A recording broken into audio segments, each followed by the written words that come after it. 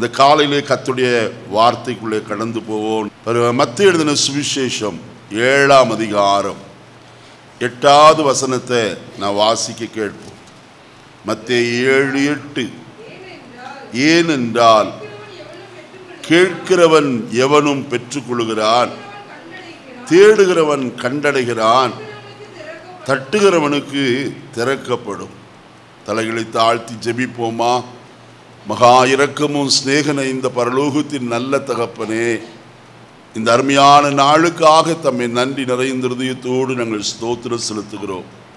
கிருபையா எங்களுடைய ஆயுசு நாட்களோடு கூட நாட்களை கூட்டி கொடுத்து இந்த 3வது மாதத்திலும் இந்த முதல் ஞாயிற்றுக்கிழமை நம்முடைய சன்னிதானத்தில் எங்களை கொண்டு வந்த தயவுக்காக நாங்கள் உமக்கு நன்றி சொல்லுகிறோம்ப்பா. இந்த ஆராதனை ஆசீர்வதிப்பீராக. உம்முடைய பிரசன்னம் எங்கள் மத்தியில் நிறைவாக இருக்கட்டும். இப்பொழுது உம்முடைய வார்த்தைகளுக்காக நாங்கள் வந்திருக்கிறோம். கர்த்தாவே, உம்முடைய திருவாய் பொழிந்த வார்த்தைகளை நாங்கள் கேட்டு அவைகளினாலே நாங்கள் ஜீவன் பெற்றுக்கொள்ளத்தக்கதாக எங்கள் ஒவ்வொருவருக்கு நீர் அனுக்கிரகம் செய்ய வேண்டும் என்று நாங்கள் ஜெபிக்கிறோம். உம்முடைய வார்த்தைகள் ஆவியாயும் ஜீவனாயும் இருக்கிறது. அது நீ அனுப்பின காரியமாகும்படிக்கு வாய்க்கும் என்று எழுதப்பட்டிருக்கிறது. அது வெறுமையா என்னிடத்திற்கு திரும்பாமல் நான் அதை விரும்பின காரியம் ஆகும்படிக்கு வாய்க்கும் என்று எழுதப்பட்டிருக்கிறதே. நீர் எந்த நோக்கத்தோடு இந்த காலை வேளையில் இந்த வார்த்தைகளை எங்களுக்கு அனுப்பி தருகிறீரோ அது செயல்படும்படியாய் நாங்கள் ஜெபிக்கிறோம். நாங்கள் பெற்றுக்கொள்ளத்தக்கதாக எங்களுக்கு அனுக்கிரகம் செய்யும். உம்முடைய நல்ல நாமத்தை நீர் மகிமைப்படுத்தும். அடியேனை மறைத்து கொள்ளும். உம்மை மாத்திர அடியேன் உயர்த்த உதவி செய்வீராக. ரட்சகர் நாமத்தில் வேண்ட ஒரு நல்ல பிதாவே, ஆமென். மறுபடியும் அந்த வசனத்தை வாசிக்கலாம். ஏனென்றால் கேட்கிறவன் எவனும் என்ன செய்கிறான்? பெற்றுக்கொள்கிறான். இந்த காலை வேளையிலே நாம் பெற்றுக்கொள்ளத்தக்கதான காரியம் அநேகம் இருக்கிறது. ஏராளமான காரியத்தை நாம் பெற்றுக்கொள்ள விரும்புகிறோம். உலக பிரகாரமாயும் ஆத்மீக பிரகாரமாயும் சொல்ல வேண்டுமானால் அநேக ஆசீர்வாதங்களை இந்த காலையிலே நாம் பெற்றுக்கொள்ள விரும்பி தேவ சமூகத்தில் வந்திருக்கிறோம். தேவ சமூகத்தில் வரும்போதெல்லாம் கர்த்தர் எனக்கு கொடுக்கிறவர் என்கிற ஒரு விசுவாசத்தோடு வருகிறோம். நான் வேண்டிக் கொள்கிறதை அவர் எனக்கு கொடுக்க எப்படிப்பட்டவர்? வல்லவர். நாம் அடிக்கடியாய் சொல்கிறோம், நாம் நினைக்கிறதற்கும் வேண்டிக் கொள்வதற்கும் மேலாய் அதிகமாய் கிரியை செய்கிற அவருடைய வல்லமையின்படியே என்று நாம் வசனத்தில் வாசிக்கிறோம். ஆகையினால நாம் விருப்பத்தோடு தேவ சமூகத்தில் வருவதற்கு காரணம், எதையாயினும் ஒன்றை கர்த்தரிடத்தில் என்ன செய்ய வேண்டும்? பெற்றுக்கொள்ள வேண்டும். அதற்காகத்தான் கூடி வருகிறவர்களாய் நாம் காணப்படுகிறோம். இன்னைக்கு காலையிலே கர்த்தருடைய வார்த்தையை நாம் வாசிக்க கேட்டோம். ஏனென்றால் கேட்கிற எவனும் என்ன செய்கிறான்? பெற்றுக்கொள்கிறான். யாரெல்லாம் கேட்கிறார்களோ அவர்களுக்கெல்லாம் கர்த்தர் என்ன செய்கிறவராய் இருக்கிறார்? கொடுக்கிறவராய் காணப்படுகிறார். ஒரு நாளும் அவர் கொடாமல் இருக்கிறவர் அல்ல. அங்க வசனத்தை வாசிக்கிற வேளையிலே பரிசுத்த யோவான் எழுதின சுவிசேஷம் 20ஆம் அதிகாரத்தில் இவ்விதமாய் கர்த்தருடைய வார்த்தை சொல்லப்பட்டிருக்கிறத நாம் பார்க்க முடியும். 22வது வசனத்தை பாருங்கள். அவர்கள் மேல் ஊதி பரிசுத்த ஆவியை என்ன செய்யுங்கள்? பெற்றுக்கொள்ளுங்கள். கர்த்தரும் என்ன சொல்கிறார்? பெற்றுக்கொள்ளுங்கள் என்றுதான் சொல்லுகிறார். அதே போல அப்போஸ்தலனாகிய பவுலடியாரும் சொல்லுகிறதான வார்த்தையை நாம் வாசிப்போமானால் 1 கொரிந்தியர் 9ஆம் அதிகாரம் 24வது வசனத்தில், பந்தய சாலையில் ஓடுகிறவர்கள் எல்லாரும் ஓடுவார்கள், ஆகிலும் ஒருவனே பந்தய பொருளை பெறுவான் என்று அறியீர்களா? நீங்கள் பெற்றுக்கொள்ளத்தக்கதாக என்ன செய்யுங்கள்? ஓடுங்கள். கேட்கிற எவனும் பெற்றுக்கொள்வான். ஆண்டவர் சொன்னார், அவங்க மேல் ஊதி பரிசுத்த ஆவி என்ன செய்யுங்கள்? பெற்றுக்கொள்ளுங்கள் என்று சொன்னார். அப்போஸ்தலனாகிய பவுல் சொல்கிறார், பெற்றுக்கொள்ளத்தக்கதாக என்ன செய்யுங்கள்? ஓடுங்கள். அப்படி கிறிஸ்தவ ஜீவிதமே ஒரு ஓட்டக்களமாய்த்தான் காணப்படுகிறது. எதை நோக்கி ஓடிக்கொண்டிருக்கிறோம் என்பதுதான் மிக முக்கியமான ஒரு காரியம். அநேகருடைய ஜீவிதத்தில் இவ்விதமான நினைவுகள் வருகிறது. இயேசுவை சொந்த ரட்சகராய் ஏற்றுக்கொண்டால், இயேசுவை ஆராதித்தால் நம்முடைய ஜீவிதத்தில் இருக்கிற எல்லா கஷ்டங்கள் மாறும். நாம் சிறப்பாய், மேன்மையாய், செழிப்பாய் வாழலாம் என்று சொல்லி நினைவு கூறுகிறவர்களாய் காணப்படுகிறார். ஒருவேளை கர்த்தரை சேவிக்கிறதுனால நம்முடைய தரித்திரங்கள் மாறும், வியாதிகள் நீங்கும், நம்முடைய ஜீவிதத்தில் பொருளாதாரத்தில் கர்த்தருடைய ஆசீர்வாதம் வரும் என்பதெல்லாம் உண்மையாய் காணப்பட்டாலும் அதற்காக நம்முடைய ஓட்டத்தில் நாம் ஓடக்கூடாது என்பதை மறந்து போகக்கூடாது. அருமையானே, நம்முடைய ஓட்டம் நித்திய ஜீவனுக்கு நேராய் காணப்பட வேண்டியது அவசியம். நித்திய ஜீவனை பெற்றுக்கொள்ளும்படிக்கு நாம் ஓடுகிற ஓட்டம் சீராய் காணப்பட வேண்டும். இந்த காலையிலே நாம் எதை நோக்கி ஓடுகிறோம்? அப்போஸ்தலனாகிய பவுலடியார் எபிரேய சபையாருக்கு எழுதும் போது அவர் விதமாய் சொல்கிறார். 12ஆம் அதிகாரம் முதல் வசனத்தில் வாசிக்கும் போது, ஆகையால் மேகம் போன்ற இத்தனை திரளான சாட்சிகள் நம்மை சூழ்ந்து கொண்டிருக்க பாரமான யாவற்றையும் நம்மை சுற்றி நெருங்கி நிற்கிற பாவத்தையும் தள்ளிவிட்டு விசுவாசத்தை துவக்குகிறவரும் முடிக்கிறவருமாயிருக்கிற இயேசுவை நோக்கி நமக்கு நியமித்திருக்கிற ஓட்டத்திலே பொறுமையோடு செய்ய கடவோம். அப்ப யாரை நோக்கி ஓட வேண்டும்? இயேசுவை, நம்மை அழைத்தவர் எவ்வளவு கிரயம் கொடுத்து நமக்காய் ஒரு பெரிய ரட்சிப்பை தந்திருக்கிறார் என்பதை நாம் புரிந்து கொள்ள வேண்டியது அவசியம். ஆனால் அநேகர் இவ்விதமாயிருக்கிறார்கள். 1 கொரிந்தியர் 15:19 வாசிக்கும் போது, இம்மைக்காக மாத்திரம் நாம் கிறிஸ்துவின் மேல் நம்பிக்கையுள்ளவர்களாயிருந்தால் எல்லா மனுஷரை பார்க்கிலும் எப்படி இருப்போம்? பரிதபிக்கப்படத்தக்கவர்களாய் காணப்படும். இம்மைக்காக அல்ல, லோத்தின் மனைவியை போல அல்ல நம்முடைய ஓட்டம். வழியிலே அவள் பட்டு போகிறவளாய், உப்புத்தூணாய் நிற்கிறவளாய் காணப்படுகிறாள். நம்முடைய ஓட்டம் ஸ்திரதையோடு கூட ஸ்திரமாய் இயேசுவை நோக்கி என்ன செய்யணும்? ஓடணும். எல்லாவற்றையும் தள்ளி விட்டு ஓட வேண்டும் என்று எழுதப்பட்டிருக்கிறது. நம்முடைய ஓட்டம் கர்த்தரை நோக்கிதான் ஓடுகிறோமா?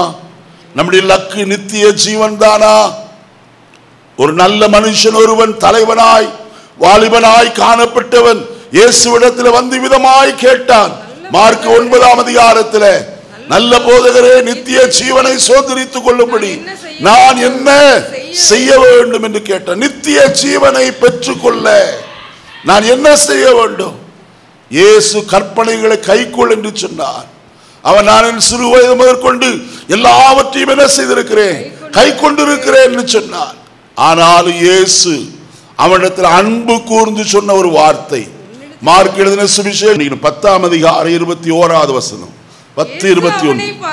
இயேசு அவனை பார்த்து அவனிடத்தில் அன்பு கூர்ந்து, உன்னிடத்தில் ஒரு குறைவு உண்டு, நீ போய் உனக்கு உண்டானவைகள் எல்லாம் விற்று தரித்திரருக்கு கொடுத்து, அப்பொழுது பரலோகத்தில் உனக்கு என்ன உண்டாயிருக்கும்?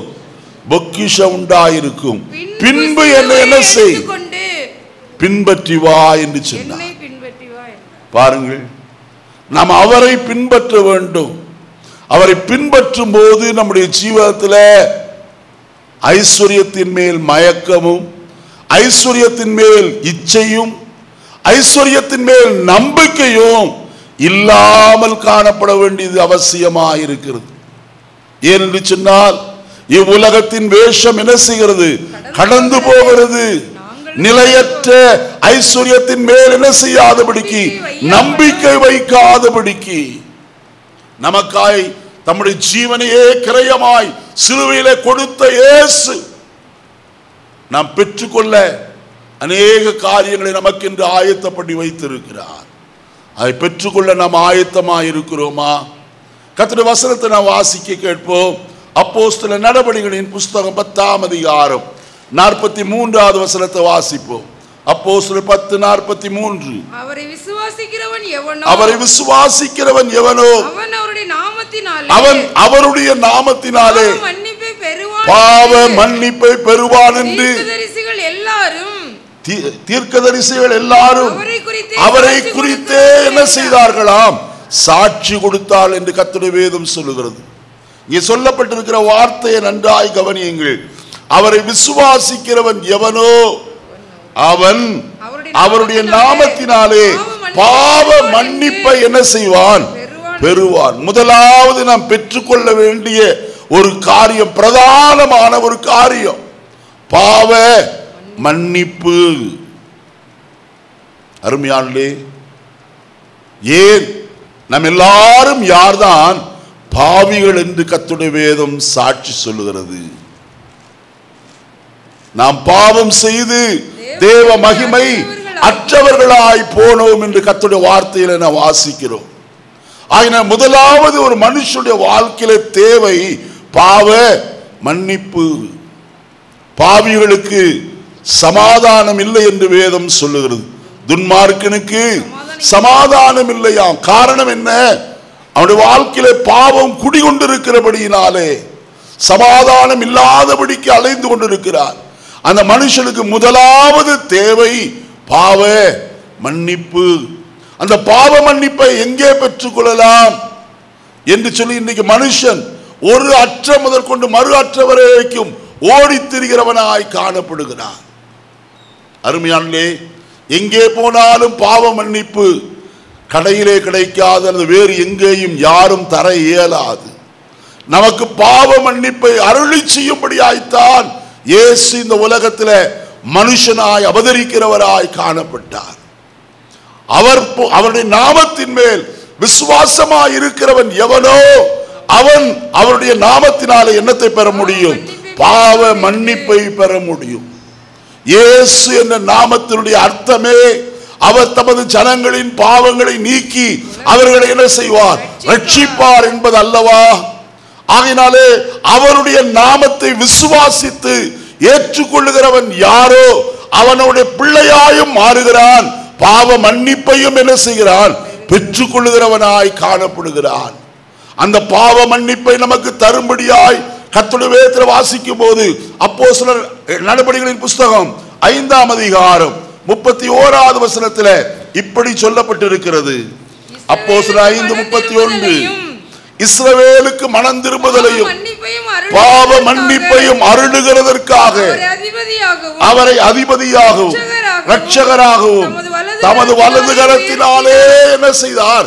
உயர்த்தினார் என்று வேதம் சொல்லுகிறது. கர்த்தருடைய வசனத்தை சற்றே கவனியுங்கள். வசனம் சொல்லுகிறது, 30வது வசனத்தை பாருங்கள். நீங்கள் மரத்திலே தூக்கி கொலை செய்த இயேசுவை நம்முடைய பிதாக்களின் தேவன் என்ன செய்தார்? எழுப்பினார். இயேசு சிலுவையில மரிப்பது தேவனுடைய சித்தமாய் காணப்பட்டது.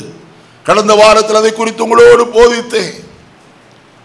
பிதாவே, இந்த பாத்திரம் என்னை விட்டு நீங்க கூடுமாகில் நீங்கும்படிக்கு செய்யும், ஆகிலும் என்னுடைய சித்தத்தின்படி அல்ல உம்முடைய சித்தத்தின்படியே ஆக கடவது என்று பிதாவின் சித்தத்திற்கு தன்னை அர்ப்பணித்த வேளையிலே ஒரு தூதன் அவரை வந்து என்ன செய்தான்?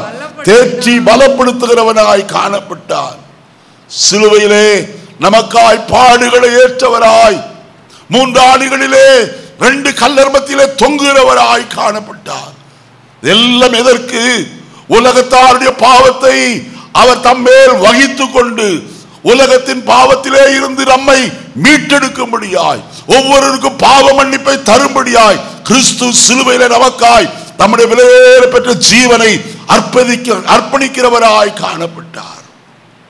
இந்த காலையில ஒன்று அறிந்து கொள்ளுங்க, அவர் சிலுவையிலே மரித்தார்.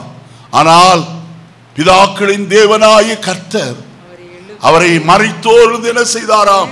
எழுப்பி அவரை இஸ்ரவேலுக்கு மனம் திரும்புதலையும் பாவ மன்னிப்பையும் அருளுகிறதற்காக அவரை அதிபதியாகவும் இரட்சகராகவும் தமது வலது கரத்தினாலே உயர்த்தினார். இந்த வசனம் சொல்லுகிறது. இந்த வசனத்தை மறுபடியும் வாசிப்போமா? இஸ்ரவேலுக்கு மனம் திரும்புதலையும் பாவ மன்னிப்பையும் அருளுகிறதற்காக அவரை அதிபதியாகவும் இரட்சகராகவும் தமது வலது கரத்தினாலே என்ன செய்திருக்கிறார்? உயர்த்தி வைத்திருக்கிறார். ஐயா, கர்த்தருடைய வலதுகரம் பராக்கிரமம் செய்யும் அல்லவா? அந்த கரம் அவரை என்ன செய்தது? உயர்த்தி வைத்தது. எதற்கு? முழு உலகத்திற்கும் பாவ மன்னிப்பையும் மனம் திரும்புதலையும் அருளுகிறதற்காக. அதை பெற்றுக்கொள்ள வழி என்ன? அப்போஸ்தலர் 13ஆம் அதிகாரம் 38வது வசனத்தை வாசிப்போம். அப்போஸ்தலர் 13:38.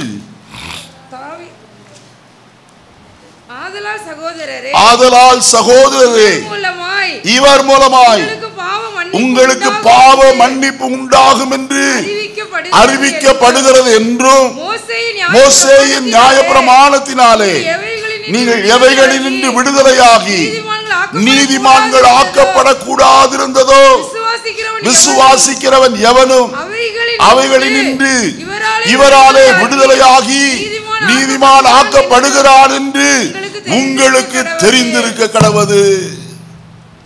நன்றாய் கவனியுங்கள் இந்த வசனத்தை. பாவ மன்னிப்பு யார் மூலமாய்த்தான்? இயேசு கிறிஸ்துவின் மூலமாய்த்தான், அல்லாமல் வேற ஒருவர் மூலமாயும் இந்த உலகத்தில் பாவ மன்னிப்பு கிடைக்கவே கிடைக்காது. நாம் ஆராதிக்கிற இயேசு அவர் நமக்கு பாவ மன்னிப்பை தரும்படிக்குத்தான் அவரை அதிபதியாய் தேவன் உயர்த்தி வைத்தார். அந்த பாவ மன்னிப்பை பெற்றுக் கொள்வதற்கு வழி என்ன? வசனம் சொல்லுகிறது, மோசேயின் நியாயப்பிரமாணத்திலிருந்து நீங்கள் எவைகளினின்று விடுதலையாக்கி நீதிமான்கள் ஆக்கப்படக்கூடாதிருந்ததோ விசுவாசிக்கிறவன். யாரை விசுவாசிக்கிறவன்? இயேசு கிறிஸ்துவை விசுவாசிக்கிறவன் எவனோ அவன் அவைகளினின்று விடுதலையாகி நீதிமான் ஆக்கப்படுகிறான் என்று தெரிந்திருக்க கடவது. இவராலே மட்டுமே நமக்கு பாவ மன்னிப்பு கிடைக்கிறதா இருக்கிறது. அதற்காக பவுலடியார் சொன்ன ஒரு வார்த்தை, அப்போஸ்தலர் நடபடிகளின் புஸ்தகம் 26ஆம் அதிகாரம் 17-18 வசனங்களை வாசிப்போம். அப்போஸ்தலர் 26:17-18. உன் சுய ஜனத்தாரிடத்தினின்றும் அந்நிய ஜனத்தாரிடத்தினின்றும் உன்னை விடுதலையாக்கி அவர்கள் என்னை பற்றும் விசுவாசத்தினாலே பாவ மன்னிப்பையும் பரிசுத்தமாக்கப்பட்டவர்களுக்குரிய சுதந்திரத்தையும் என்ன செய்யும்படியாய் பெற்றுக்கொள்ளும்படியாய். நன்றாக கவனியுங்கள் கர்த்தருடைய வசனத்தை. நாம் பெற்றுக்கொள்ள வேண்டிய பாவ மன்னிப்புக்காக அப்போஸ்தலனாகிய பவுலிடத்திலே கர்த்தர் ஒரு கிரியை செய்கிறவராய் காணப்பட்டார். தமஸ்குவுக்கு நேராய் கடந்து வந்த அவனை மத்தியான வேளையிலே சூரியனுடைய பிரகாசத்திலும் அதிகமான பிரகாசம் அவனை சுற்றிலும் பிரகாசித்து அவனை கர்த்தர் தமக்கு சொந்தமாய் மாற்றிக்கொண்டார். அதை குறித்து இங்கே அருமையான பவுலடியார் சொல்லி வருகிறதை நாம் பார்க்கிறோம். அகிரிப்பா ராஜாவிடத்திலே இவ்விதமாய் சொல்லுகிறார். என்ன சொல்லுகிறான்? உன் சுய ஜனத்தாரிடத்திலிருந்தும் அந்நிய ஜனத்தாரிடத்திலிருந்தும் உன்னை முதலாவது என்ன செய்து விடுதலையாக்கி அவர்கள் என்னை பற்றும் விசுவாசத்தினாலே பாவ மன்னிப்பு. நிறுத்துங்க. அவர்கள் என்னை பற்றும் விசுவாசத்தினாலே என்ன கிடைக்கிறது? பாவ மன்னிப்பு கிடைக்கிறது. இயேசுவை விசுவாசிக்கிறதுனால்தான் நாம் பாவ மன்னிப்பை என்ன செய்ய முடியும்? பெற்றுக்கொள்ள முடியும். பாவ மன்னிப்பு சீட்டை பெற்றுக் கொள்கிறதுனால் அல்ல, அல்லது ஏதோ ஒரு இடத்திற்கு கடந்து போய் சில காரியங்களை நற்காரியங்களை செய்கிறதுனால் அல்ல. அன்னதானமோ தான தர்மங்களோ அல்லது நேர்ச்சை காட்சிகளோ எவைகளை செய்கிறதுனால் நம்மளுக்கு பாவ மன்னிப்பு இல்லை. பாவ மன்னிப்பு உண்டாகத்தக்கதாய் இயேசு ஒருவரே நமக்காய் தியாக பலியாய் சிலுவையில் மரித்தார். அதைத்தான் அப்போஸ்தலனாகிய பவுல் இங்கே சொல்லும்போது சொல்லுகிறார், அவர்கள் என்னை பற்றும் விசுவாசத்தினாலே பாவ மன்னிப்பு. யாரை பற்றும் விசுவாசத்தினாலே? கிறிஸ்து இயேசுவை பற்றும் விசுவாசத்தினாலே பாவ மன்னிப்பையும் பரிசுத்தமாக்கப்பட்டவர்களுக்குரிய சுதந்திரத்தையும் என்ன செய்யும்படிக்கு, அடையும்படிக்கு அல்லது பெற்றுக்கொள்ளும்படிக்கு. அருமையானே, நமக்கு ஒரு சுதந்திரம் பரலோகத்தில் என்ன செய்யப்பட்டிருக்கிறது? வைக்கப்பட்டிருக்கிறது. இதே வசனத்தை அப்படியே வைத்துக் கொண்டு கொலோசியருக்கு நிருபம் 1ஆம் அதிகாரம் 12வது வசனத்தை வாசிக்க கேட்போம். ஒளியில் உள்ள பரிசுத்தவான்களுடைய சுதந்திரத்தில் பார்த்தீர்களா? எங்கே நமக்கு பங்கு நியமிக்கப்பட்டிருக்கிறது? ஒளியில் உள்ள, வெளிச்சத்தில் உள்ள பரிசுத்தவான்களிடத்தில் நமக்கு பங்கு. ஏற்கனவே பரிசுத்தமாக்கப்பட்டு ஒளியாகிய கிறிஸ்துவோடு கூட பயணம் பண்ணி கொண்டிருக்கிறவர்களோடு கூட நம்முடைய சுதந்திரம் உண்டாயிருக்கிறது. அந்த சுதந்திரம் எங்கே இருக்கிறதாம்? பரலோகத்திலே நமக்காய் காக்கப்பட்டிருக்கிறது என்று கர்த்தருடைய வேதம் சொல்லுகிறது. இங்கே மறுபடியும் சுதந்திரத்தில் பெற்றுக்கொள்ளும்படியாய் அவர் செய்த காரியம் என்ன? அவர்கள் இருளை விட்டு ஒளியினிடத்திற்கோ, சாத்தானுடைய அதிகாரத்தினின்று தேவனிடத்திற்கு திரும்பும்படிக்கு, நீ அவருடைய கண்களை திருப்பும்படி, கண்களை திறக்கும் பொருட்டு இப்பொழுது உன்னை அவர்களிடத்திற்கு என்ன செய்கிறேன்? அப்ப காரியம் என்ன? பாவ மன்னிப்பை பெற்றுக் கொள்ளும்படிக்கு, பரிசுத்தமாக்கப்பட்டவர்களுக்குரிய சுதந்திரம் அல்லது நீதிமான்களோடு பங்கு நமக்கு உண்டாயிருக்கும்படிக்கு அவர்களை கர்த்தர் என்ன செய்தாராம்? இருளை விட்டு ஒளியினிடத்திற்கு கொண்டு வந்திருக்கிறார். இப்ப கொலோசியருக்கு நிருபம் 1ஆம் அதிகாரம் 13வது வசனத்தை வாசிப்போம். இருளின் அதிகாரத்தினின்று நம்மை விடுதலையாக்கி தமது அன்பின் குமாரனுடைய ராஜ்யத்திற்கு உட்படுத்தி இருக்கிறார். நன்றாய் கவனியுங்கள். இந்த 2 வசனத்தையும் கூட்டு சேர்த்து வாசித்தால் நீங்கள் புரிந்து கொள்வீர்கள். இந்த வசனத்தில் சொல்லப்பட்டிருக்கிறது, இருளின் அதிகாரத்தினின்று நம்மை விடுதலையாக்கி தமது அன்பின் குமாரனுடைய ராஜ்யத்திற்கு என்ன செய்தாராம்? உட்படுத்தி இருக்கிறார். அப்போஸ்தலர்ல வாசிக்கிறோம், அவர்கள் இருளை விட்டு ஒளியினிடத்திற்கோ, சாத்தானுடைய அதிகாரத்தை விட்டு தேவனிடத்திற்கும் என்ன செய்யும்படியாய்? திரும்பும்படியாக. அங்கே இருளின் அதிகாரம் என்று எழுதப்பட்டிருக்கிறது. அப்போஸ்தலனாகிய பவுல் அதை சொல்லும் போது 2ஆய் பிரித்து அப்போஸ்தல நடபடிகளிலே சொல்லுகிறார். கவனிக்க வேண்டிய காரியம், அவர்கள் இருளை விட்டு ஒளியினிடத்திற்கும், சாத்தானுடைய அதிகாரத்தை விட்டு. அப்படியானால் சாத்தான் இருளுக்கு என்னவாயிருக்கிறான்? சொந்தக்காரனாய் காணப்படுகிறான். அவன் இருளின் அதிகாரத்தை உடையவன். அவனிடத்திலே இருந்து நம்மை விடுதலையாக்கி வசனத்தில் சொல்லப்பட்டு இருக்கிறது, தேவனிடத்திற்கு திரும்பும்படிக்கு, நீ அவர்கள் கண்களை திறக்கும்படிக்கு இப்பொழுது உன்னை அவரிடத்திற்கு என்ன செய்கிறேன்? அனுப்புகிறேன், வா என்று கூப்பிடுகிறார். என்னை கேட்கிற கர்த்தருடைய ஜனமே, நமக்கு தேவையான ஒரே ஒரு காரியம் பாவ மன்னிப்பு. எபிரேயருக்கு எழுதின நிருபம் 9ஆம் அதிகாரம் 22வது வசனத்தை வாசிக்கிற வேளையிலே வசனம் சொல்லுகிறது, எபிரேயர் 9:22, நியாயப்பிரமாணத்தின்படி கொஞ்சம் குறைய எல்லாம் இரத்தத்தினாலே சுத்திகரிக்கப்படும், ரத்தம் சிந்துதல் இல்லாமல் மன்னிப்பு என்ன செய்யாது. அப்ப யாருடைய ரத்தம் சிந்தப்பட வேண்டும்? இளங்கால வெள்ளாட்டுக்கடா இவைகளின் ரத்தத்தினாலே அல்ல, தம்முடைய சொந்த ரத்தத்தினாலே ஒரே தரம் மகா பரிசுத்த ஸ்தலத்தில் பிரவேசித்து நித்திய மீட்பை நமக்கு என்ன செய்திருக்கிறார்? கரங்களை உயர்த்தி சொல்லுவோம், இளங்கால வெள்ளாட்டுக்கடா இவைகளினாலே அல்ல, பின்னையோ தம்முடைய சொந்த ரத்தத்தினாலே ஒரே தரம் பலியிடப்பட்டு நித்திய மீட்புக்கு சுதந்திரத்திற்கு நம்ம பங்காளியாய் மாற்றி வைத்திருக்கிறார். அந்த ரத்தம் கர்த்தருடைய வசனத்தில் என்ன வாசிக்கிறோம்? 1 பேதுரு 1ஆம் அதிகாரம் 18-19 வசனங்களை வாசிக்கும் போது வசனம் சொல்லுகிறது, நீங்கள் முன்னோர்களால் பாரம்பரியமாய் அனுசரித்து வந்த வீணான நடத்தை நின்று அழிவுள்ள வஸ்துக்களாகிய வெள்ளியினாலும் பொன்னினாலும் நீங்கள் என்ன செய்யாமல் மீட்கப்படாமல் குற்றமில்லாத மாசற்ற ஆட்டுக்குட்டியாகிய கிறிஸ்துவின் விலையேற பெற்ற இரத்தத்தினாலே ஹல்லேலூயா நீங்களும் நானும் என்ன செய்யப்பட்டிருக்கிறோம்? பாவ மன்னிப்பாகி மீட்பை பெற்றிருக்கிறோம்.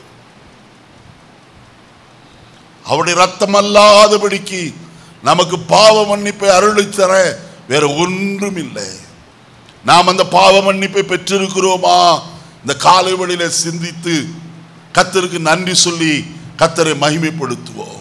கர்த்தர் எனக்கு கொடுத்த பாவ மன்னிப்புக்காய் கர்த்தரை நான் ஸ்தோத்திரிக்கிறேன். எத்தனை பேர் நம்மிலே சொல்ல முடியும்? அவர் என்னுடைய பாவங்கள் எல்லாம் மன்னித்திருக்கிறார். ஐயா, எப்படி மன்னித்திருக்கிறார்? எபிரேயருக்கு எழுதின நிருபத்திலே நான் வாசிக்கும் போது கர்த்தருடைய வசனம் அங்கே இவ்விதமாய் சொல்லுகிறதை நாம் பார்க்கலாம். 8ஆம் அதிகாரம் 12வது வசனத்தை வாசிப்போம். எபிரேயர் 8:12. ஏனெனில் நான் அவர்கள் அநியாயங்களை கிருபையாய் மன்னித்து அவர்கள் பாவங்களை என்ன செய்யாமலும் இருப்பேன், இனி நினையாமலும் இருப்பேன் என்று கர்த்தர் சொல்லுகிறாராம். ஒரு அல்லேலூயா சொல்ல மாட்டீங்களே? என்ன இது கலையில் அல்லேலூயா போட்டீங்க? நான் சொன்னதுக்காகவா? எப்படி மன்னிச்சாரா? கிருபையாய் கிருபையாய் கிருபையாய். அந்த கிருபையை தியானிக்கணும் ஐயா. தகுதி இல்லாத நமக்கு அந்த கிருபையை கர்த்தர் நமக்கு தந்திருக்கிறார். அவர் தமக்கு சொந்தமானதிலே வந்தார். சொந்தமானவர்களோ அவர் என்ன செய்தார்கள்? புறக்கணிக்கிறவர்களாய் ஏற்றுக்கொள்ளாதவர்களாய் காணப்பட்டார்கள். ஆகையால் இயேசு புறஜாதியாராகிய நமக்காக தம்முடைய ரட்சிப்பை விளங்க பண்ணும்படிக்கு சர்வலோகத்தின் பாவத்தையும் சிலுவையிலே சுமந்து தீர்க்கிறவராய் காணப்பட்டார். நீங்கள் நானும் காட்டு ஒளிவ மர கன்றுகளாய் காணப்பட்டோம். நல்ல ஒளிவ மரத்தோடு கூட கர்த்தர் நம்ம என்ன செய்திருக்கிறார்? ஒட்ட வைத்திருக்கிறார். ஐயா, ஒட்ட வைத்திருக்கிற நீ மேன்மை பாராட்டலாமோ? கிருபையாய் உனக்கும் எனக்கும் கிடைத்த அந்த ரட்சிப்பு எவ்வளவு மேன்மை உள்ளது என்பதை சிந்தித்து கர்த்தருக்கு நன்றி சொல்லிக் கொண்டே இருக்க வேண்டும். அவர்களுக்கு கிடைக்க வேண்டிய ரட்சிப்பு இன்னைக்கு புறஜாதியாராகி நமக்கு கிடைத்திருக்கிறது. புறஜாதியாருடைய நிறைவு ஒருவரைக்கும் இஸ்ரவேலிலே ஒரு பங்கு எப்படி இருக்குமா? கடின மனதுள்ளதாய் காணப்படும். இயேசு ஒரு சமயம் இவ்விதமாய் சொன்னார், அறுப்புக்கு இன்னும் 4 மாதம் செல்லும் என்று நீங்கள் சொல்லுகிறீர்களே, இப்பொழுதே அறுப்புக்கு வயல்வெளி என்ன செய்திருக்கிறது? ஆயத்தமாயிருக்கிறது. எதற்கு சொன்னார்? உங்களையும் என்னையும் கர்த்தர் பார்த்தபடியினாலே நம்மை பரலோக ராஜ்யத்திலே சேர்க்கும்படியாக நமக்காய் தம்முடைய மீட்பை அருளி செய்து நம்மை அறுவடைக்கு ஆயத்தமாய் கர்த்தர் வைத்திருக்கிறார். பிரியமான தேவ ஜனமே, நம்மை சேர்க்கும்படிக்கு நம்முடைய மனவாளனாகிய இயேசு கிறிஸ்து எதிர்பார்த்து கொண்டிருக்கிறவர், நமக்கு ரட்சிப்பை அருள போகிறவர் சீக்கிரமாய் மேகங்களின் மேலே வரப்போகிறாரே. அவரையும் சந்திக்க நாம் ஆயத்தம் உள்ளவர்களாய் காணப்படுகிறோமா? அதற்கு முதலாவது தகுதிதான் பாவ மன்னிப்பு என்று எழுதப்பட்டிருக்கிறது. எபேசியருக்கு எழுதின நிருபம் 1ஆம் அதிகாரம் 7ஆம் வசனத்தை வாசிக்கிற வேளையிலே வசனம் திட்டமும் தெளிவுமாய் அங்கே சொல்லுகிறது. அவருடைய கிருபையின் ஐஸ்வரியத்தின்படியே இவருடைய இரத்தத்தினாலே பாவ மன்னிப்பாகிய மீட்பு இவருக்குள் நமக்கு உண்டாயிருக்கிறது. ஐயா, கர்த்தருடைய பிள்ளையே, இங்கே கர்த்தருடைய வசனத்தில் சொல்லப்பட்டிருக்கிறது, அவருடைய கிருபையின் ஐஸ்வரியத்தின்படியே இவருடைய இரத்தத்தினாலே பாவ மன்னிப்பாகிய மீட்பு இவருக்குள் நமக்கு உண்டாயிருக்கிறது. இயேசுவை அல்லாதபடிக்கு பாவ மன்னிப்பு யாராலும் கூடாது. ஐயா, நம்முடைய தேவன் அனாதியாய் சாஸ்வதமாய் காணப்படுகிற கர்த்தர், என்றைக்கு நிலைத்திருக்கிறவர். 90ஆம் சங்கீதத்தில் வாசிக்கிற வேளையிலே கர்த்தருடைய வசனம் அங்கே விதமாய் சொல்லப்பட்டிருக்கிறத நாம் பார்க்க முடியும். 1வது வசனத்திலிருந்து வாசிப்போமா? 90ஆம் சங்கீதம் 1 வசனத்திலிருந்து வாசிப்போம். ஆண்டவரே, தேவரீர் தலைமுறை தலைமுறையா எங்களுக்கு யாராயிருக்கிறீர்? சாஸ்வதமாய் அடைக்கலமாய் காணப்படுகிறீர். பர்வதங்கள் தோன்றும் முன்னோ பூமியையும் நீ பூமியையும் உலகத்தையும் உருவாக்கும் முன்னோ நீரே அநாதியாய் என்றென்றைக்கும் என்னவாயிருக்கிறீர்? தேவனாயிருக்கிறீர். நம்முடைய ஆண்டவர் எது தோன்றுவதற்கு முன்னே ஆண்டவராயிருக்கிறாராம். பர்வதங்கள் தோன்றும் முன்னே, பர்வதங்கள் தோன்றின பிறகு உண்டான தெய்வம் அல்லையா நம்முடைய ஆண்டவர்? நீங்கள் புரிந்திருப்பீர்கள் என்று நினைக்கிறேன். புரியாதிருந்தால் அப்படியே இருங்க. பர்வதங்கள் தோன்றும் முன்னும் மலைகள் எல்லாம் தோன்றும் முன்னே கர்த்தர் நமக்கு எப்படிப்பட்டவராய் இருக்கிறார்? தேவனாய் காணப்படுகிறார். கரங்களை உயர்த்தி சொல்ல மாட்டீர்கள். அநாதியாய் காணப்படுகிற, அடைக்கலமாய் காணப்படுகிற, பர்வதங்கள் தோன்றும் முன்னே நம்முடைய தேவனாய் அவர் காணப்படுகிறார். இப்படிப்பட்ட தேவனை ஆராதிப்பது நமக்கு கிடைத்த ஸ்லாக்கியம் ஐயா. இது அலட்சியமாய் நினைக்க வேண்டாம். இது சாதாரணமானதல்ல, இது மேன்மையான ஒரு ரட்சிப்பு.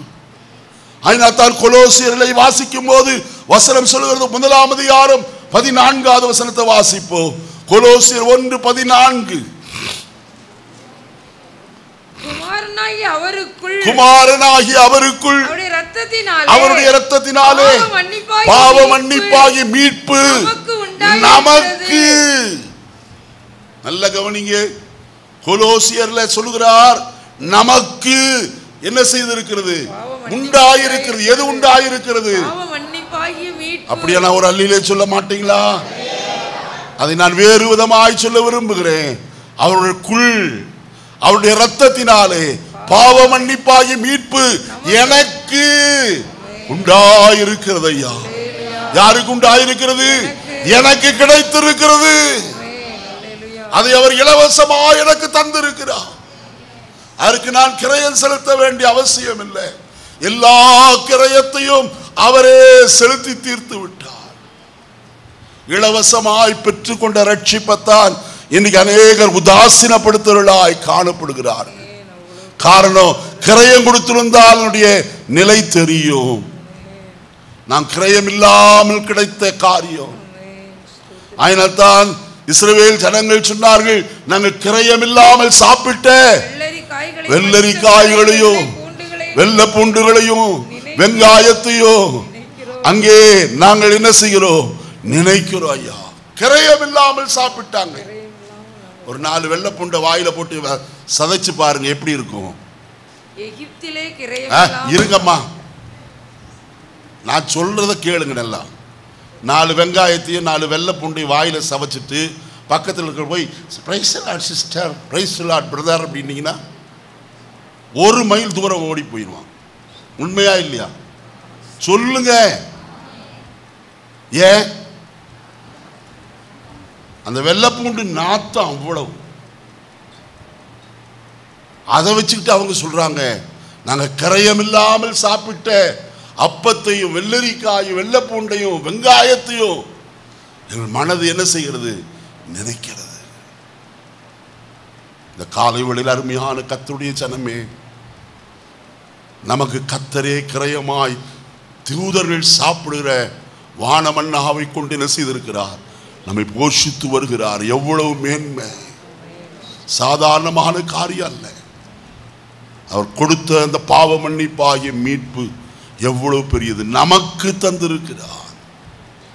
இனி 2வது காரியத்துக்குள்ளே கடந்து போவோம், வாசிப்போம். எபிரேயருக்கு எழுதின நிருபம் 4ஆம் அதிகாரம் 15-16 வசனங்களை வாசிக்கலாம். நம்முடைய பலவீனங்களை குறித்து பரிதபிக்க கூடாத பிரதான ஆசாரியர் நமக்கு இராமல் எல்லா விதத்திலும் நம்மை போல சோதிக்கப்பட்டும் பாவம் இல்லாதவராயிருக்கிற பிரதான ஆசாரியரே நமக்கு இருக்கிறார். ஆதலால் நாம் இரக்கத்தை பெறவும் ஏற்ற சமயத்தில் சகாயம் செய்யும் கிருபையை அடையவும் தைரியமாய் கிருபாசன தண்டையில் சேர கடவோம். எதற்கு கிருபாசன தண்டைக்கு வர வேண்டுமா? கிருபையை பெற்றுக்கொள்ள.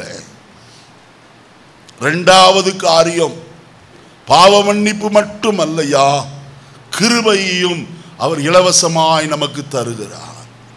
யாருக்கு? தகுதி இல்லாதவனுக்கு கர்த்தர் கிருபையை தருகிறார். கர்த்தர் எந்த தகுதியும் பார்க்கவில்லை. இந்த உலகத்தில் எந்த வேலைக்கு கடந்து போனாலும் தகுதி உண்டு, படிப்புண்டு, நல்ல திடகாத்திரமான சரீரம் இருக்கிறதா, பல காரியங்களை பரிசோதித்து பார்க்கிறார்கள். ஆனால் உங்களையும் என்னையும் நித்திய ஜீவனுக்கு அழைத்த கர்த்தர் தகுதியற்ற நம்மை என்ன செய்திருக்கிறார்? அழைத்திருக்கிறார். ஐயா, நம்மிடத்தில் எந்த தகுதி அவர் எதிர்பார்க்கல. எல்லாம் என்னவா இருக்கிறது? கிருபையாய் காணப்படுகிறது. நீங்கள் அதை ஒன்றை நன்றாய் அறிந்து கொள்ள வேண்டும். அவர் கிருபையை எப்படி தருகிறாராம்? வசனத்தை வாசிப்போம். யாக்கோபின் நிருபம் 4ஆம் அதிகாரம். யாக்கோபின் நிருபம் 4ஆம் அதிகாரம் 6வது வசனத்தை வாசிப்போம்.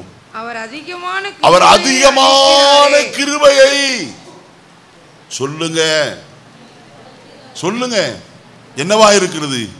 அவர் அதிகமான கிருபையை அளிக்கிறாரே, நமக்கு தராரே. அவர் எவ்வளவு கிருபை தரார்? கிள்ளியா தராரு, அள்ளி கொடுக்கிறார். யா கிருபையை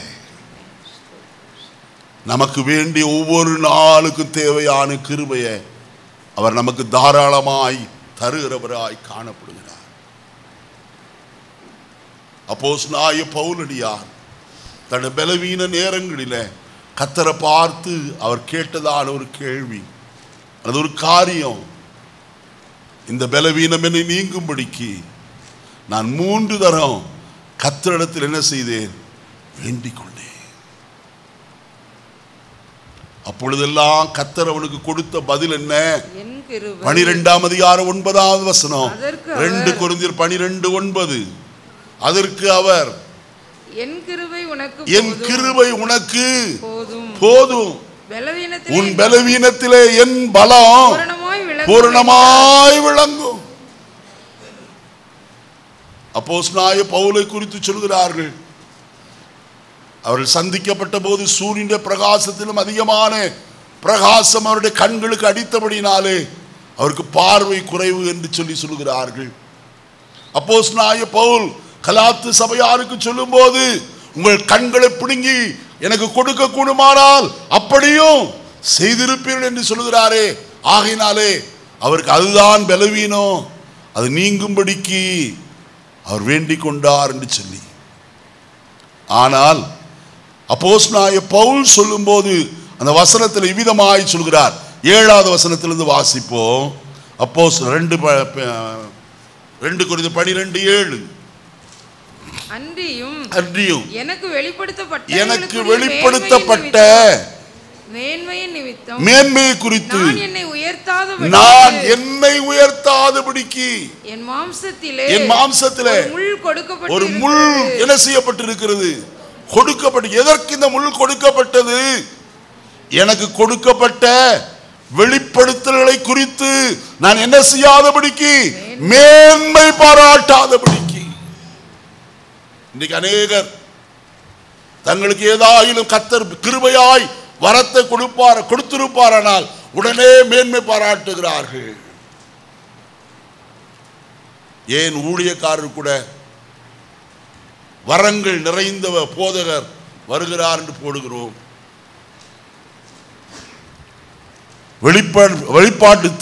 வெளிப்பாடும் தீர்க்க தரிசனம் வரத்தை பெற்றவர் என்று சொல்லுகிறோம். அருமையானவர்களே, நம்மை நாமே மேன்மைப்படுத்துகிறோமே. அப்போஸ்தலனாகிய பவுல் சொல்லுகிறார், எனக்கு கொடுக்கப்பட்ட வெளிப்படுத்தல்களை குறித்து நான் என்னை நானே என்ன செய்யாதபடிக்கு, மேன்மை பாராட்டாதபடிக்கு என் சரீரத்தில் ஒரு முள் கொடுக்கப்பட்டிருக்கிறது. வாசிங்க. என்னை நான் உயர்த்தாதபடிக்கு அது என்னை குட்டும் சாத்தானுடைய தூதனாய் காணப்படுகிறது. அது என்னை விட்டு நீங்கும்படி நான் 3 தரம் நான் கர்த்தரிடத்தில் வேண்டிக் கொண்டேன். அதற்கு அவர், என் கிருபை உனக்கு போதும், உன் பலவீனத்திலே என் பலம் பூரணமாய் என்ன செய்யும்? விளங்கும் என்றார். அருமையானே,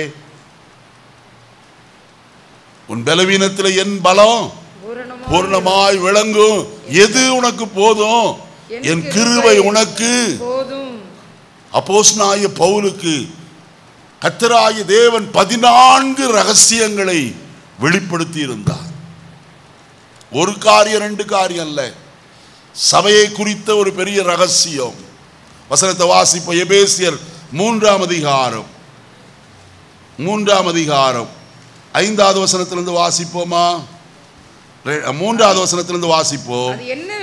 அது என்னவெனில் பிரஜாதிகள் சுவிசேஷத்தினாலே உடன் சுதந்திரருமாய் ஒரே சரீரத்துக்குள்ளானவர்களுமாய் கிறிஸ்துவுக்குள் அவர் பண்ணின வாக்குத்தத்தத்துக்கு உடன் பங்காளிகளுமாய் இருக்கிறார்கள் என்கிற இந்த ரகசியத்தை அவர் எனக்கு என்ன செய்தார்? வெளிப்படுத்தி. நல்ல கவனிங்க. புறஜாதியாரும் யூதரும் ஒன்றாய் இணையும்படிக்கு கிறிஸ்துவுக்குள் இந்த ரகசியத்தை கர்த்தர் எனக்கு என்ன செய்தார்? வெளிப்படுத்தி அறிவித்தார்.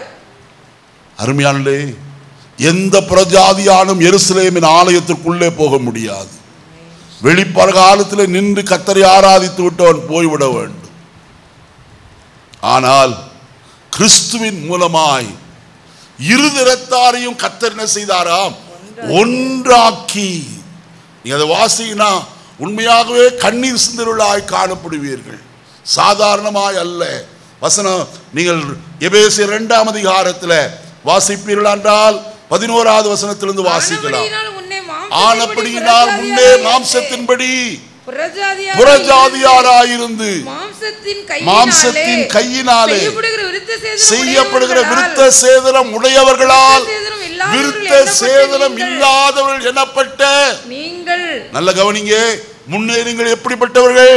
புறஜாதியாராயிருந்து விருத்த சேதனம் பண்ணப்பட்டவர்களால். யார்? யூதர் தான் விருத்த சேதனம் பண்ணப்பட்டவர்கள். அவர்களால் விருத்த சேதனம் பண்ணப்படாதவர்கள் என்று எண்ணப்பட்ட நீங்கள். வசனம். அக்காலத்திலே நீங்கள் கிறிஸ்துவை என்ன செய்யல? சேராதவர்களோ, இஸ்ரவேலுடைய காணியாட்சிக்கு புறம்பானவர்களோ, வாக்குத்தத்தத்தின் உடன்படிக்கைக்கு அந்நியரோ, நம்பிக்கை இல்லாதவர்களோ, இவ்வுலகத்தில் தேவனற்றவர்களுமாய் இருந்தீர்கள் என்பதை நினைத்துக் கொள்ளுங்கள்.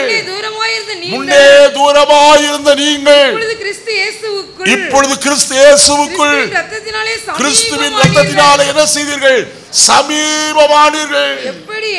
எப்படி எனில் அவரே தம்முடைய சமாதான காரணராகி இருதிறத்தார் யூதரையும் புறஜாதிகளையும் ஒன்றாக்கி வசனத்தில் சொல்லப்பட்டிருக்கிற வார்த்தை பகையாக நின்ற பிரிவினையாகிய நடுச்சுவரை தகர்த்து சட்டதிட்டங்களாகிய நியாயப்பிரமாணத்தை தம்முடைய மாம்சத்தினாலே ஒழித்து இருதிறத்தாரையும் நமக்குள்ளாக ஒரே புதிய மனுஷனாக சிருஷ்டித்து இப்படி சமாதானம் பண்ணி பகையை சிலுவையினாலே கொன்று அதனாலே இருதிறத்தாரை ஒரே சரீரமாக தேவனுக்கு என்ன செய்தார்? ஒப்புரவாக்கினார். ஐயா, இந்த மேன்மையான ரகசியம் யாருக்கு வெளிப்பட்டது? பவுலுக்கு வெளிப்பட்டது. நாம் பந்தியில் இருக்கிறோமே, பந்தி எடுக்க முடியாது கர்த்தருடைய சன்னிதானத்தில் வருகிறோமே, அப்பொழுது நாம் வாசிக்கிற வேத பகுதி என்ன? 1 கொரிந்தியர் 11ஆம் அதிகாரம் 23வது வசனத்தில் அவர் சொல்லும் போது விதமாய் சொல்லுகிறார். அவர் காட்டி கொடுக்கப்பட்ட 23வது வசனம் 23 நான் உங்களுக்கு ஒப்புவித்ததை பார்த்தீங்களா? இது ஒரு ரகசியம். எது? கர்த்தருடைய பந்தி ஒரு ரகசியமாக இருக்கிறது. அடுத்தது 1 கொரிந்தியர் 15ஆம் அதிகாரம் 51வது வசனத்தை வாசியுங்கள். 1 கொரிந்தியர் 15:51 இதோ ஒரு ரகசியத்தை உங்களுக்கு இப்படி 14 ரகசியத்தை கர்த்தர் பவுலுக்கு வெளிப்படுத்தினார். வேறு யாருக்கு அல்லையா. தகுதி இல்லாத எனக்கு அதை வெளிப்படுத்தினார் என்று சொல்லுகிறார். ஆயினாத்தான் சொல்லுகிறார், நான் என்னை நானே மேன்மை பாராட்டாதபடிக்கு அது என்னை குட்டும் சாத்தானுடைய தூதனாயிருக்கிறது. அதை நீ விட்டு நீங்கும்படிக்கு 3 தரம் கர்த்தரிடத்தில் நான் வேண்டிக் கொண்டேன். அதற்கு அவர் என் கிருபை உனக்கு போதும். பலவீன நேரமெல்லாம் கர்த்தருடைய கிருபை அவரை தாங்கி நடத்திற்று. அவருடைய ஊழியத்தை நிறைவேற்றும்படிக்கு அந்த கிருபை அவரை அதிகமாய் பலப்படுத்திற்று. இன்னைக்கு அந்த கிருபையை சார்ந்திருப்போம். ஒவ்வொரு நிமிஷமும் அவருடைய கிருபை இல்லாது நாம் வாழவே முடியாது. நாம் நினைக்கிறோம் என்னுடைய பலத்தினாலே, என்னுடைய சாமர்த்தியத்தினாலே, நான் உட்கொள்கிற ஆகாரத்தினாலே. அல்லவே அல்ல. தேவனுடைய சுத்த கிருபைதாயா உங்களையும் என்னையோ இந்த 3வது மாதத்துக்குள்ள சுகபலத்தோடு பிரவேசிக்க பண்ணி கர்த்தருடைய ஆலயத்தில் வந்து உட்கார வைத்திருக்கிறது என்று சொன்னால் அது அவருடைய சுத்த கிருபை. எத்தனையோ பேர் மரித்து போனார்கள். எத்தனையோ பேர் மருத்துவமனையிலே சிகிச்சைக்காய் காணப்படுகிறார்கள். எத்தனையோ பேர் வியாதியில வீட்டிலே படுத்து கிடக்கிறார்கள் உதவியற்றவர்களாய். ஆனால் உங்களுக்கும் எனக்குமோ பலனையும் சத்துவத்தையும் தந்தவரை ஆராதிக்க வைத்திருக்கிறார் என்றால் ஒவ்வொரு நிமிஷமும் அவரை துதியாமல் இருப்பது எப்படி?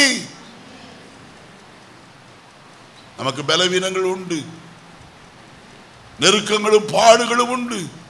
ஆனால் இவைகளின் மத்தியிலேயும் கர்த்தர் ஆச்சரியமாய் நம்மை நடத்துகிறாரே. இந்த கிருபையை ஒவ்வொரு நாளும் என்ன செய்யுங்க, நீங்க பெற்றுக்கொள்ளுங்க. பெற்றுக்கொள்ள ஒரே ஒரு வழியை நாம் கர்த்தருடைய வேதத்தில் நன்றாய் அறிந்திருக்கிறோம். காலைதோறும் அவர்கள் கிருபை எப்படிப்பட்டது? புதியது. நாம் நிர்மூலமாக இருப்பது கர்த்தருடைய கிருபையே. அவருடைய இரக்கங்களுக்கு முடிவில்லை. அவர்கள் காலைதோறும் எப்படி இருக்கிறது? ஒவ்வொரு நாளும் காலை வேளையில கர்த்தருடைய சமூகத்தை தேடுவையா. அந்த கிருபையை நாம் பெற்றுக்கொள்ள முடியும். எபேசியருக்கு எழுதின 3ஆம் அதிகாரம் 7-8 வசனங்களை பாருங்கள். எபேசியர் 3ஆம் அதிகாரம் 7-8 வசனம். தேவனுடைய பலத்த சத்துவத்தால் எனக்கு அளிக்கப்பட்ட வரமாகிய அவருடைய கிருபையினாலே இந்த சுவிசேஷத்திற்கு நான் யாராயிருக்கிறேன். பாருங்கள், தேவனுடைய பலத்த சத்துவத்தால் எனக்கு அளிக்கப்பட்ட வரமாகிய அவருடைய கிருபையின்படியே இந்த சுவிசேஷத்திற்கு ஊழியக்காரனாய் நான் இருக்கிறேன். எல்லாம் கிருபை. நோவாவுக்கோ கர்த்தருடைய கண்களிலே கிருபை கிடைத்ததே. காரணம், நோவா தன் காலத்தில் உள்ளவர்களிலே உத்தமனும் நீதிமானுமாயிருந்தான். நோவா தேவனோடு கூட சஞ்சரித்து கொண்டிருந்தான். வசனத்தை வாசிக்கிறோம். இந்த கிருபையை பெற்றுக்கொள்ள ஒவ்வொரு நாளும் தேவ சமூகத்தை தேடுவோம். இந்த காலையில என்ற வார்த்தைகளை சுருக்கிறேன். கிருபை இல்லாதபடிக்கு நாம் யாதொன்றையும் செய்ய இயலாது. ஆபிரகாம் பகலின் குளிர்ச்சியான வெளியில மம்ரேயின் சமவெளியிலே காத்திருந்த போது கூடார வாசலில் காணப்பட்ட வேளையிலே 3 பேர் 3 புருஷர் அவனை தேடி கடந்து வந்தார்கள். ஆபிரகாம் எழுந்து ஓடுகிறவனாய் காணப்பட்டான். ஆதியாகமத்தின் புஸ்தகம் 18ஆம் அதிகாரத்தில் வாசிக்கலாம். ஓடி போய் அவரிடத்தில் இவ்விதமாய் சொல்கிறான், உம்முடைய கண்களில், ஆண்டவரே உம்முடைய கண்களில் எனக்கு கிருபை கிடைத்ததானால் நீர் என்ன செய்யணும்? உமது அடியேரை விட்டு போகாமல் இந்த மரத்தடியில் என்ன செய்யும்? உட்கார்ந்துரும். நான் உமக்காக ஒரு போஜனத்தை என்ன செய்கிறேன்? ஆயத்தம் பண்ணுகிறேன். உடைய கால்களை கழுவும்படிக்கு தண்ணீரை கொண்டு வருகிறேன். அன்றைக்கு அவனுக்கு கிருபை கிடைத்தது. என்ன தெரியுமா? கர்த்தர் சொல்லும் போது அவனிடத்தில் சொல்லுகிறார். 18ஆம் அதிகாரம் 18வது வசனத்தை வாசி. நான் செய்ய போகிறதை ஆபிரகாமுக்கு கர்த்தர் ரகசியத்தை வெளிப்படுத்துகிறவராய் காணப்பட்டார். தாம் எதை செய்ய போகிறாரோ அது மனுஷனிடத்தில் சொல்லுகிறவராய் காணப்படுகிறார். யோசித்து பாருங்க. தேவாதி தேவன் தான் செய்ய போகிறத குறித்து மனுஷனிடத்தில் சொல்லணுமா? அவசியமே இல்லை. செய்யறதை செஞ்சுட்டு அவர் பாட்டுக்கு போகலாம். ஆனாலும் கர்த்தருடைய வசனத்தில் அங்க வாசிக்கிறோம். 16வது வசனத்துக்கு வாசிங்க. பின்பு அந்த புருஷர் எழுந்து அவ்விடம் விட்டு சோதோமை நோக்கி போனார்கள். ஆபிரகாம் அவர்களோட கூட போய் வழி விட்டு அனுப்பினான். அப்பொழுது கர்த்தர் ஆபிரகாம் பெரிய பலத்த ஜாதியாவதினாலும் அவனுக்குள் பூமியிலுள்ள சகல ஜாதிகளும் ஆசீர்வதிக்கப்படுவதினாலும் நான் செய்ய போகிறதை ஆபிரகாமுக்கு பாத்தீங்களா? 2 காரியத்தை சொல்கிறார். ஆபிரகாம் பூமியிலே பலத்த ஜாதியாய் போகிறார். இரண்டாவது, பூமியில் உள்ள சகல ஜாதிகளும் ஆபிரகாம் முகாந்தரமாய் என்ன செய்யப்பட போகிறது? ஆசீர்வதிக்கப்பட போகிறது. ஆகையால் நான் செய்ய போகிறது ஆபிரகாமுக்கு என்ன செய்வேனோ? மறைப்பேனோ. கர்த்தர் அவனிடத்தில் சொல்லுகிறார். ஒரு நாள் இருட்டோடே கர்த்தர் தேடி வந்தார் தேவாலயத்திற்கு, சீலோவாம் தேவாலயத்திற்கு. அங்கே ஒரு சின்ன பையனை பெயர் சொல்லி கூப்பிடுகிறார், சாமுவேலே சாமுவேலே. அவனுக்கு தெரியல, ஓடி போய் ஏன் இடத்துல என்னை கூப்பிட்டீரோ என்று தான் கேட்கிறார். எதற்கு வந்தார்? கர்த்தாவே சொல்லும் அடியேன் கேட்கிறேன் என்று சொன்ன உடனே கர்த்தர் சின்ன சாமுவேல் இடத்துல ஏலியின் குடும்பத்திற்கு சம்பவிக்க போகிற காரியத்தை எல்லாம் அவரிடத்தில் என்ன செய்தாராம்? சொல்லுகிறவராய் காணப்பட்டார். சொல்லணும்னு அவருக்கு என்னையா தேவை? ஒரு சின்ன பையன்கிட்ட வந்து நம்முடைய ரகசியத்தை எல்லாம் சொல்லுகிறாரே. இந்த காலையிலே கிருபை பெற்றவரிடத்தில் தான் தேவன் தம்முடைய இருதயத்தை பகிர்ந்து கொள்ள முடியும். நான் இன்னொரு வார்த்தையை சொல்ல விரும்புகிறேன். ஆண்டவர் சொல்லும்போது விதமாய் சொன்னார். யோவான் 15ஆம் அதிகாரம் 15வது வசனத்தில் வாசிக்கும் போது, இனி நான் உங்களை ஊழியக்காரன் என்று சொல்லாமல், ஊழியக்காரன் தன் எஜமான் செய்கிறதை என்ன செய்ய மாட்டான்? அறிய மாட்டான். நான் உங்களை சிநேகிதர் என்றேன், ஏனெனில் என் பிதாவிடத்தில் நான் கேள்விப்பட்ட எல்லாவற்றையும் நான் உங்களுக்கு என்ன செய்கிறேன்? அறிவித்தேன். இந்த காலையில ஒன்று சொல்ல விரும்புகிறேன். நான் இனி உங்களை ஊழியக்காரன் என்று அழைக்க போறதில்லை. உங்களை யார் என்று அழைக்க போகிறேன்? சிநேகிதர், என்னுடைய சிநேகிதனே. ஏன்னா சிநேகிதனிடத்துல தான் எல்லா ரகசியத்தையும் என்ன செய்வாங்க? வீட்டில் மனைவியினிடத்தில் கூட சொல்ல மாட்டாங்க. ஆனால் மனம் போல நேசிக்கிற ஒரு சிநேகிதன் உண்டானால் எல்லா ரகசியத்தையும் அவனிடத்தில் சொல்லுவார்கள். இயேசு நம்மையும் யாராய் பார்க்கிறார்? சிநேகிதராய் பார்க்கிறார். அதனால்தான் ஆபிரகாமை குறித்து சொல்லும் போது கர்த்தருடைய வேதத்தில் யாக்கோபின் நிருபம் 2ஆம் அதிகாரத்தில் சொல்லப்பட்டிருக்கிறது. அப்படியே ஆபிரகாம் தேவனை விசுவாசித்தார், அது அவனுக்கு நீதியாக எண்ணப்பட்டது என்கிற வேத வாக்கியம் நிறைவேறிற்று. அவன் தேவனுடைய சிநேகிதன். எத்தனை பேர் இன்னைக்கு கர்த்தருடைய சிநேகிதனாய் மாற விரும்புகிறோம்? அப்படியானால் அவர் நமக்கு எல்லா காரியத்தையும் அறிவிக்கிறவராய் இருப்பார். அவருடைய சிநேகிதராய் நாம் காணப்பட கர்த்தர் நமக்கு தயை புரிவாராக. இயேசு பல இடங்களிலே சிநேகிதனே என்று தான் அழைத்திருக்கிறார். பாவியே என்று அழைக்கவில்லை, துரோகியே என்றெல்லாம் அழைக்கவில்லை. அவர்கள் செய்த துரோகமும் பாவமும் காணப்பட்டாலும் சிநேகிதனே என்று தான் அழைத்தார். தம்மை காட்டி கொடுத்த யூதாசையும் பார்த்து இயேசு சொன்னார், சிநேகிதனே, முத்தத்தினாலேயா என்னை காட்டி கொடுக்கிறாய்? பார்த்தீர்களா? சிநேகிதனுக்கு எல்லாம் தெரியும். இந்த காலையில் அந்த கிருபையை நாம் பெற்றுக்கொள். ஒவ்வொரு நாளும் நமக்கு தேவையான கிருபை எனக்கு தாரும் ஆண்டவரே என்று கேட்போமா? நம்முடைய கண்களை அடைத்து கர்த்தரை நாம் நோக்கி பார்ப்போம். நாம் பெற்றுக்கொள்ள வேண்டியது காரியம். முதலாவது காரியம் பாவ மன்னிப்பு. பாவ மன்னிப்பின் நிச்சயமுடையவர்களாய் நாம் இந்த உலகத்தில் ஜீவிக்க வேண்டியது அவசியம். அவர் தம்முடைய திரளான பாவங்கள் எல்லாம் கிருபையாய் மன்னித்திருக்கிறாரே.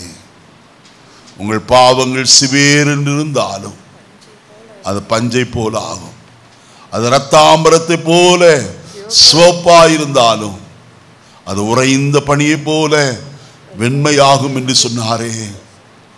நம்மை அவருடைய திரு ரத்தமானது கழுவி சுத்திகரித்து பரிசுத்தப்படுத்தி பாவ மன்னிப்பின் நிச்சயத்தை நமக்கு தந்திருக்கிறாரே. அநேக சமயங்களிலே பிசாசு நம்மை பார்த்து சொல்கிறார், நீ அந்த பாவத்தை செய்தாயே, இந்த பாவத்தை செய்தாயே என்று நம்மை சுட்டி காட்டுகிறவனாய் காணப்படுவார். சகரியாவின் புஸ்தகத்திலே நான் வாசிக்கும் போது கர்த்தருடைய வேதம் விதமாய் சொல்லுகிறது. சகரியா 2ஆம் அதிகாரம் வாசிப்போம். அந்த வசனத்தை நான் வாசித்து ஜெபிக்க விரும்புகிறேன். சகரியாவின் புஸ்தகம் 3ஆம் அதிகாரம் வாசிப்போம். முதல் வசனத்திலிருந்து வாசியுங்கள். சகரியா 3. அவர் பிரதான ஆசாரியனாகிய யோசுவாவை எனக்கு காண்பித்தார். அவன் தூதனுக்கு முன்பாக நின்றான். சாத்தான் அவனுக்கு விரோதம் செய்ய அவனுடைய வலது பக்கத்திலே என்ன செய்தான்? பாருங்க, கர்த்தருடைய பிள்ளையே, நீ கர்த்தருக்கு முன்பதாய் நிற்கும் போதெல்லாம் ஒன்றை நினைவு கூர். சாத்தான் எதற்கு வலது பார்சத்தில் நிற்கிறானாம்? அவனுக்கு விரோதம் செய்ய. கர்த்தருடைய பிள்ளையே, இந்த காலையில் அறிந்து கொள், உனக்கு விரோதம் செய்யும்படியாய்த்தான் பிசாசு வலது பார்சத்தில் நின்று கொண்டிருக்கிறார். ஆனால் கர்த்தர் சொல்லுகிற வார்த்தையை கவனியுங்கள். அப்பொழுது கர்த்தர் சாத்தானை நோக்கி, கர்த்தர் உன்னை கடிந்து கொள்வாராக. சாத்தானே, எருசலேமை தெரிந்து கொண்ட கர்த்தர் உன்னை கடிந்து கொள்வாராக என்றார். இவந்த பிரதான ஆசாரியனாகி யோசுவா அக்கினியிலே இருந்து தப்புவிக்கப்பட்ட கொல்லி அல்லவா? கர்த்தருடைய பிள்ளையே, நீ இந்த காலை வேளையில ஒன்று அறிந்து கொள். பிசாசு உன்னை குற்றப்படுத்தி உன்னை தாழ இறங்கும்படியாய் பண்ண விரும்புகிறார். ஆனால் ஒன்று, கர்த்தர் உன்னை குறித்து சொன்ன சாட்சி, நீ அக்கினியிலே இருந்து தப்புவிக்கப்பட்ட கொல்லியாயிருக்கிறாய். சாத்தானை பார்த்து நீ சொல்ல வேண்டும், நான் தப்புவிக்கப்பட்ட கொல்லி. அவர்களுடைய பாவங்கள் எல்லாம் அவர் சிலுவையிலே சிந்தின ரத்தத்தினாலே கழுவியனை சுத்திகரித்திருக்கிறார். வெளிப்படுத்தல் 12ஆம் அதிகாரத்தில் வாசிக்கும் போது, மரணம் நேரிடுகிறதா இருந்தாலும் அதற்கு தப்பும்படி தங்கள் ஜீவனையும் பாராமல் ஆட்டுக்குட்டியின் ரத்தத்தினாலும் சாட்சியின் வசனத்தினாலும் அவனை ஜெயித்தால் எவனை? 10வது வசனத்தை வாசிப்போம். பெரிய சத்தம் உண்டாயிற்று, ரட்சிப்பும் வல்லமையும் நமது தேவனுடைய ராஜ்யமும் கிறிஸ்துவின் அதிகாரமும் உண்டாயிருக்கிறது. இரவும் பகலும் தன் தேவனுக்கு முன்பாக, நம்முடைய தேவனுக்கு முன்பாக, நம்முடைய சகோதரர் மேல் குற்றம் சுமத்தும் பொருட்டு அவன் மேல் குற்றம் சாட்டுகிறவன் தாழ தள்ளப்பட்டு போனானாம். அவன் எப்பொழுதெல்லாம் குற்றம் சாட்டுகிறவனாம், இரவும் பகலும் குற்றம் சாட்டிக் கொண்டே இருக்கிறான். உன்னுடைய மனசாட்சியை அவன் குற்றப்படுத்தி கொண்டே இருக்கிறான். இந்த காலையில் கர்த்தருடைய ஆவியானவர் சொல்ல சொன்னதை நான் சொல்லுகிறேன். எபிரேயருக்கு எழுதின நிருபம் 9ஆம் அதிகாரம் 15வது வசனத்தை வாசிப்போம். எபிரேயர் 9ஆம் அதிகாரம் 15வது வசனம். ஆகையால் முதலாம் உடன்படிக்கையின் காலத்திலே நடந்த அக்கிரமங்களை நிவர்த்தி செய்யும் பொருட்டு அவர் மரணமடைந்து அழைக்கப்பட்டவர்கள் வாக்குத்தத்தம் பண்ணப்பட்ட நித்திய சுதந்திரத்தை அடைந்து கொள்வதற்கு புதிய உடன்படிக்கையின் மத்தியஸ்தராய் இருக்கிறார். ஏனென்றால் எங்கே மரண சாசனம் உண்டோ அங்கே அந்த சாகனத்தை எழுதினவனுடைய மரணம் உண்டாக வேண்டும். எப்படி எனில் மரணம் உண்டான பின்பே மரணம் உண்டான பின்பே சாசனம் உறுதிப்படும். 14வது வசனத்தை வாசியுங்க. நித்திய ஆவியினாலே தம்மை தாமே பழுதற்ற பலியாக தேவனுக்கு ஒப்பு கொடுத்த கிறிஸ்துவின் இரத்தம் ஜீவனுள்ள தேவனுக்கு ஊழியம் செய்வதற்கு உங்கள் மனசாட்சியை செத்த கிரியைகளை சுத்திகரிப்பது எவ்வளவு நிச்சயம். அருமையானே, பிசாசு உங்க மனசாட்சியை குற்றப்படுத்துகிறானா? இயேசு கிறிஸ்துவின் இரத்தம் உங்க மனசாட்சியை சுத்திகரிப்பது எவ்வளவு நிச்சயமான காரியம். அவர் உங்களை சுத்திகரித்த பிறகு பிசாசு 1000 சொன்னாலும் சொல்ல வேண்டிய காரியம், நான் என் கர்த்தருக்கு சொந்தம், அவரின் தம்முடைய இரத்தத்தினாலே என்னை கழுவி இருக்கிறார், என் மனசாட்சியை அவர் சுத்திகரித்திருக்கிறார் என்று சொல்ல வேண்டும். இல்லாவிட்டால் எப்ப பார்த்தாலும் நான் பாவம் செஞ்ச ஆண்டவரே என்னை மன்னிக்கவே இல்லை, அதை சொல்லுகிறத நிறுத்தி விடுங்கள். அவரிடத்தில் அறிக்கை செய்தால், கர்த்தருடைய வேதம் அப்படித்தானே சொல்கிறது, நாம் நம்முடைய பாவங்களை அறிக்கையிட்டால் எல்லா பாவங்களையும் அவர் என்ன செய்து மன்னித்து எல்லா அநியாயத்தை நீக்கி நம்மை சுத்திகரிப்பது உண்மையும் நீதியும் உள்ளதாக இருக்கிறது. அப்ப அறிக்கையிட்டாலே பாவத்தை மன்னிக்கிறவர் மன்னியாமல் இருப்பாரா? ஸ்திரியை பார்த்து இயேசு சொன்னார், நானும் உன்னை ஆக்கினைக்குள்ளாக தீர்க்கிறது இல்லை, சமாதானத்தோட போ, இனி பாவம் செய்யாதே. இந்த காலையில கர்த்தரை நோக்கி பார்ப்போம். பாவ மன்னிப்பும் கிருபையும் பெற்றுக்கொள்ள வேண்டிய ஒரு காலம். அவரிடத்தில் நம்மை தயவாய் அர்ப்பணிப்போம். பரலோகத்தின் நல்ல பிதாவே, நல்ல வேளைக்காய் ஸ்தோத்திரம். இந்த காலை வேளையில் எங்களோடு நீர் பேசின உம்முடைய ஜீவனுள்ள வார்த்தைகளுக்காய் நாங்கள் உமக்கு நன்றி சொல்லுகிறோம்ப்பா. நாங்கள் பெற்றுக்கொள்ள வேண்டும் என்று விரும்புகிறீர். பாவ மன்னிப்பை நாங்கள் பெற்றுக்கொண்டவர்களாய் பரிசுத்தருடைய ராஜ்யத்துக்குள்ள சேர எங்களை தகுதியாக்கி இருக்கிறதற்காய் ஸ்தோத்திரம். ஒவ்வொரு நாள் இந்த பாவ உலகத்தில் வாழ்வதற்கும் பாவத்தை ஜெயிப்பதற்கும் எங்களுக்கு தேவையான தேவ கிருபையை எங்களுக்கு தருவீராக. நாங்கள் உம்முடைய கிருபையை மட்டும், கிருபையாகிய உம்மை மட்டும் நாங்கள் சார்ந்து ஜீவிக்க எங்கள் ஒவ்வொருக்கு நீர் அனுக்கிரகம் தொடர்ந்து வழி நடத்துவீராக. ஜனத்தை ஆசீர்வதியும். இரட்சகர் நாமத்தில் ஒன்று நல்ல பிதாவே, ஆம்.